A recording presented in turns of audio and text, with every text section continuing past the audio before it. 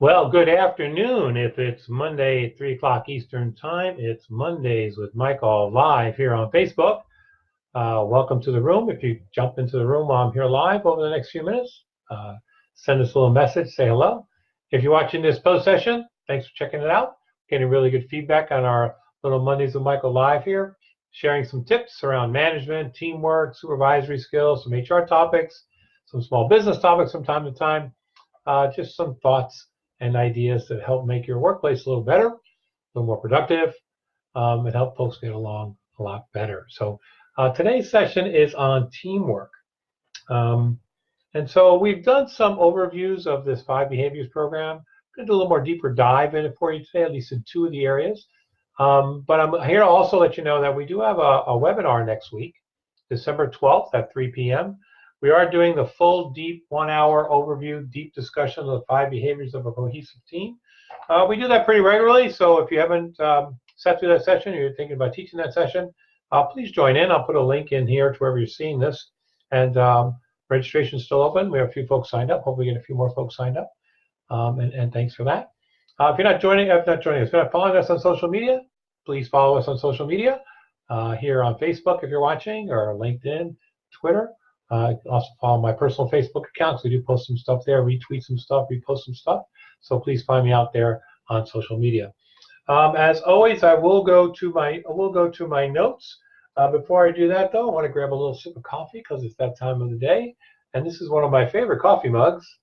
Real Men Do Yoga. Got this as a gift. And yes, Real Men Do Yoga. I do yoga once, twice a week. If you're a guy out there, yoga is really good. And if you're a girl out there, yoga is really good. Really helps the back, helps stretching, mobility, focus. It's great for the mind, great for the soul, great for the body. So check it out.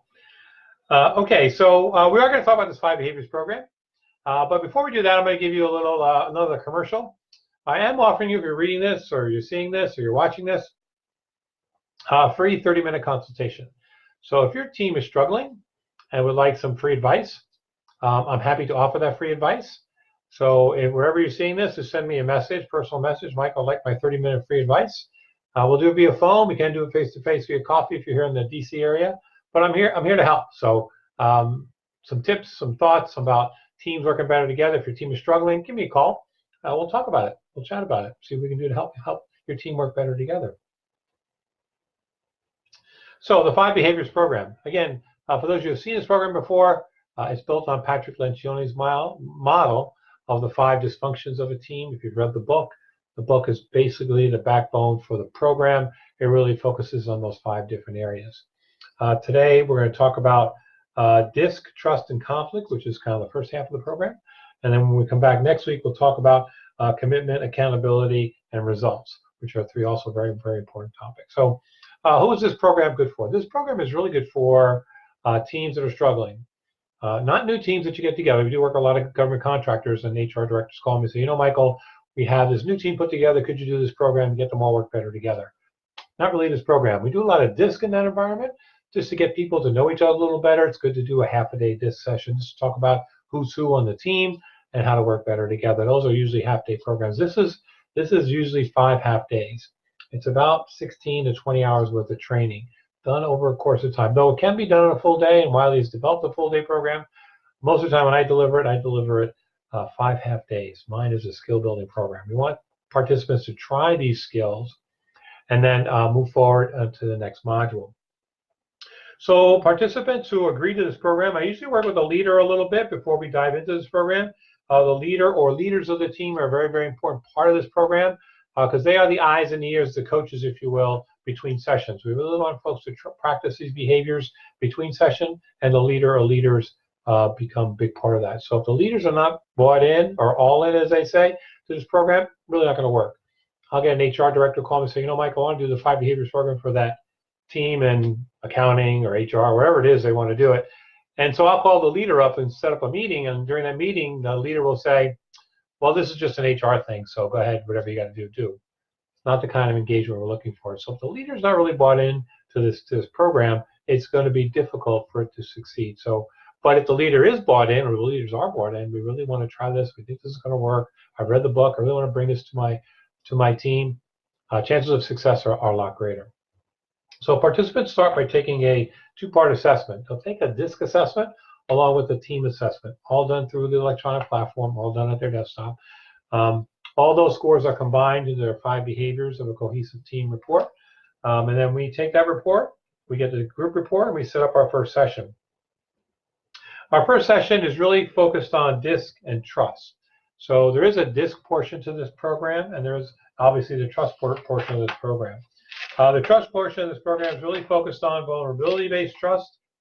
The questions the team get asked during the survey process are: team members acknowledge their weaknesses to one another, team members are willing to apologize to one another, which is a big one, team members are unguarded and genuine with each other, they're open, honest, and direct, and team members ask one another for input regarding their areas of responsibility. So this whole vulnerability-based trust is a big thing for a lot of teams. So a lot of teams, frankly, don't trust each other.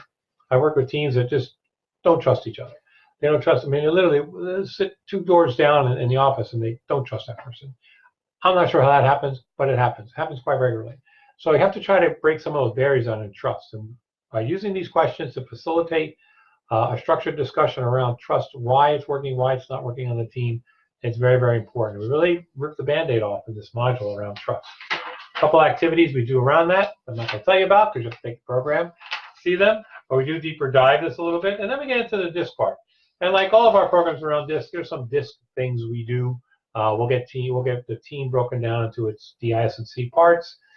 We'll talk about, strengths, challenges based on who's who in the room and based on the model of the team. Obviously, a team that's all D&I and no S&C has its own challenges. And conversely, if you have a team that's all S&C and no D&I, you would have other challenges. So we talk about that, map out the team, talk about some strengths and challenges of the team. So in our case, we go through that process, and then we go through some action planning around trust. And I'm going through this quite quickly, but you'll see in the assessment that there is a action planning part of this program, and it's really 2 parts. There's a team action planning. There's some decisions and behaviors that the team is going to commit to for each of the 5 modules. We'll do that now in trust. And then based on those team action items, we have participants go through their personal action items. What am I going to do? What am I going to do differently? Try differently to make trust work. And we challenge the team a little bit to try some of these things. And then in our case, when we deliver the program, we send them back to the workplace. We do 3 to 4 hour sessions, depending on the size of the group. And we give it a couple weeks. And then we come back and we ask teams, really the first activity when they come back is to share on a 3x5 card with me something they tried in the trust area that worked or didn't work. It's anonymous. I read them anonymously. They don't need to put their names on them. But we do want participants to practice the skill between sessions 1 and sessions 2. Then we get into session 2, which is conflict. And we're talking about healthy conflict. We're talking about productive conflict. We're not talking about, throwing stuff at each other conflict.